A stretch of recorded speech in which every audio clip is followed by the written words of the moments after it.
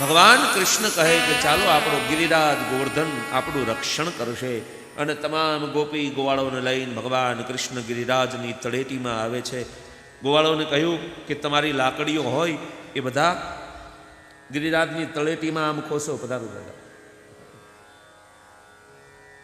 આપણા ભુવાજી અરવિંદસિંહજી અહીંયા ઉપસ્થિત છે. આપણે એમને ખૂબ ખૂબ તાળીઓથી વધાવીએ. ખોસો લાકડીઓ. ગોવાળો કંઈક લાલા શું કામ? બોલે આપણે આ ગોવર્ધનને ઊંચો કરીએ. ગોવાળિયાઓ કે કૃષ્ણ તારું ડગલી ખસી ગઈ કે શું? આ 7 કોસનો આખો આ મોટો જબડો પર્વત આપણે ઊંચો કરીએ કે હા? તારું મગજ ઠેકાણે તો છે ને લાલા? હજુ સુધી કોઈએ પર્વત ઊંચો કર્યો એના દાખલાઓ છે? કૃષ્ણ કહે હા. કોણે ઊંચો કર્યો હતો? બોલે 400 ને 500 ગાંવ સુધી હાથમાં લઈ અને જ્યારે લક્ષ્મણજીને મૂર્છા આવી ત્યારે શ્રી હનુમાનજી મહારાજે આખો પર્વત ઊંચો કર્યો હતો. અને છતાંય તમને ન માનવામાં આવે તો કોઈએ કર્યું હોય ને એવું આપણે કરીએ તો એ નકલ કહેવાય. કોઈ કરે એવું આપણે કરીએ તો એ તો ટુ કોપી કહેવાય, નકલ કહેવાય. કોઈએ ન કર્યું હોય એવું જો આપણે કરી બતાવીએ તો આપણે કર્યું ગણાય. પ્રયાસ તો કરો. અને ક્યારેય જીવન જીવતા જીવતા અમને એ ન આવડે, અમારાથી એ ન થાય આવું ક્યારેય ન બોલવું. પ્રયાસ કરવો જરૂરી છે. આનાથી થાય ને મારાથી કેમ ન થાય? એ ખાય છે એ જ હું ખાઉં છું. એક જ ચૂલે ને એક જ બેન રસોઈ બનાવે છે. બધા સમાન ખાય, બધા પાણી સરખું પીએ.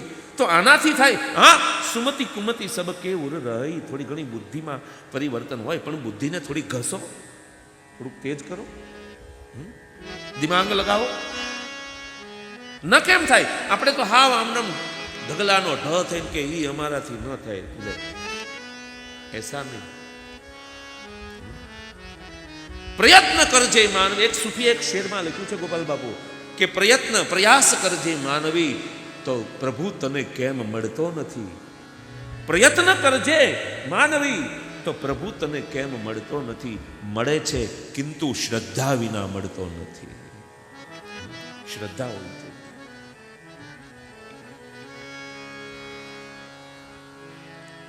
જે શ્રદ્ધા સંબલ રહિત નહીં સંતન કર સાથ તિન્હ કહું માનસ અગમ અતિ જેહિન પ્રિય રઘુનાથ.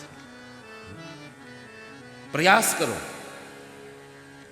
કંઈક નવું સર્જન દુનિયાને આપો. આ દુનિયા નવું માગે છે. કૃષ્ણ માટે કહેવાયું છે કે દિને દિને નવમ નવમ નમામિ નંદ સંભવમ. દિવસે દિવસે મારો કૃષ્ણ નવો છે.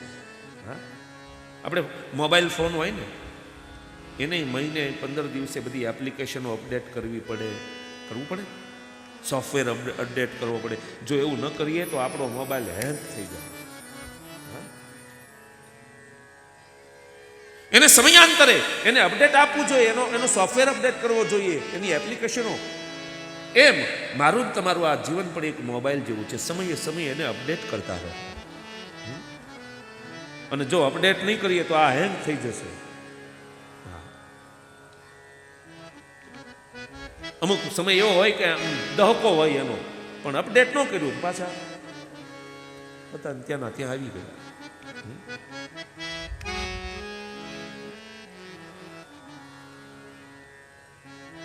નવું કંઈક સર્જન કરો, ઉપાર્જન કરો, મહેનત કરો. ઘોઘાની જેમ સૂઈ ન રહી. સમાજ આજ આપણી સૌની પાસેથી અપેક્ષા રાખીને બેઠો છે કે કંઈક નવું જાણવા મળે, નવું સાંભળવા મળે. કથા તો એની જ છે, એમાં કંઈ ફેરફાર આપણે કરવાનો આપણને કોઈ અધિકાર પણ નથી. જે વ્યાસો ઉચ્છિષ્ટ જગત સર્વમ કે ન્યાયે અમે જે કંઈ બોલીએ છીએ ને અહીંથી વ્યાસજીનું હેઠું બોલીએ છીએ. અમારું કંઈ નથી.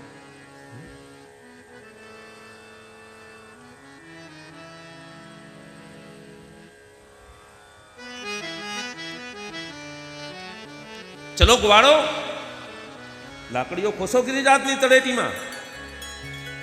ગોવાળો કે કૃષ્ણ તું કહે છે તો અમે કંઈક કરીએ, બીજું શું. ભગવાન મનમાં કહે કે તમારે તો ખાલી પ્રયાસ કરવાનો છે. કરતુમ અકર્તુમ અન્યથા કરતુમ.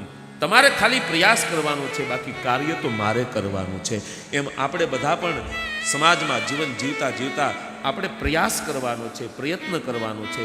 કાર્ય કરવું ન કરવું એ ઈશ્વરના હાથમાં છે. આ જ સૂત્ર ભગવાન કૃષ્ણ ભગવદ્ ગીતામાં બોલ્યા છે કે કર્મણ્યેવાધિકારસ્તુ મા ફલેષુ કદાચન. કર્મણ્યેવાધિકારસ્તુ મા ફલેષુ. કર્મ કરીએ તારો ધર્મ છે, કર્મ કરજે. અને હરેક વ્યક્તિએ કર્મ કરવું જોઈએ. કર્મ કરતા કરતા સમય બચે પછી આપણે ધર્મને નિભાવવાનો. 24 કલાક હાથમાં માળા લઈને પછી રામ રામ રામ રામ કર્યા કરીએ ખાવું શું? તાવડી ટેકો લઈ જાય પછી. હો, પણ પહેલા આપણું કર્મ.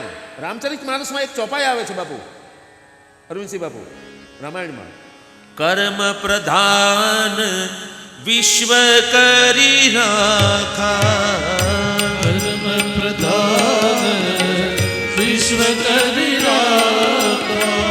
કર્મ પ્રધાન વિશ્વ કરી રાખા. કર્મ પ્રધાન વિશ્વ કરી રાખા.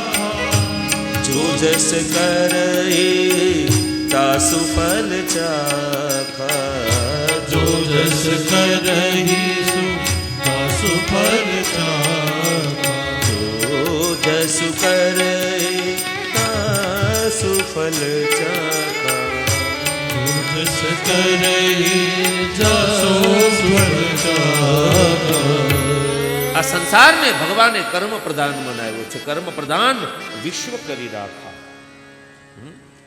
ધર્મ પ્રધાન નહીં, કર્મ.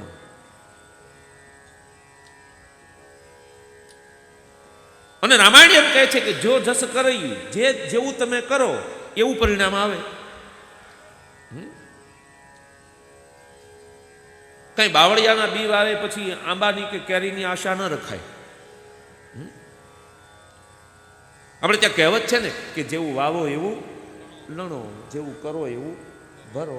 અને કાંઈ ઉપર છે જ નહીં હો પાછું. હા, ઘણા કંઈક ઉપર જઈને આમ ભોગવવું પડશે ને આમ. કારણ કે ત્યાં કાંઈ જો ત્યાં કાંઈ હોય સ્વર્ગ કે નરક તો આપણા ઘણા જ વડીલો ઉપર ગયા છે. ક્યારે કોઈનો સંદેશો, કોઈની ટપાલ, કોઈનો મેસેજ આવ્યો હજુ સુધી કે અમે અહીંયા સ્વર્ગમાં છીએ કે નરકમાં છીએ? છે કાંઈ કોઈનો ટપાલ, સંદેશો? જે કંઈ ભોગવવાનું છે અહીં જ ભોગવવાનું છે. આ જન્મમાં નહીં તો હવે પછીના જન્મમાં, એ જન્મમાં નહીં. કારણ કે કર્મ કોઈ દિવસ કોઈને છોડતું નથી. એનો હિસાબ આપવો જ પડે છે.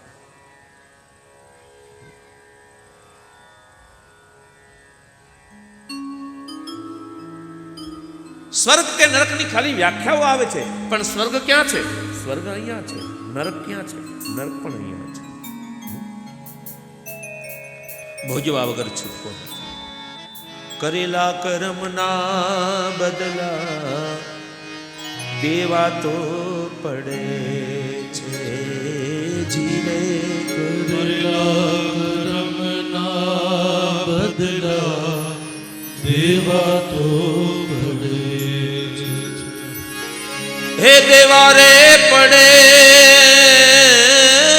અંતે હવને નડે છે રે.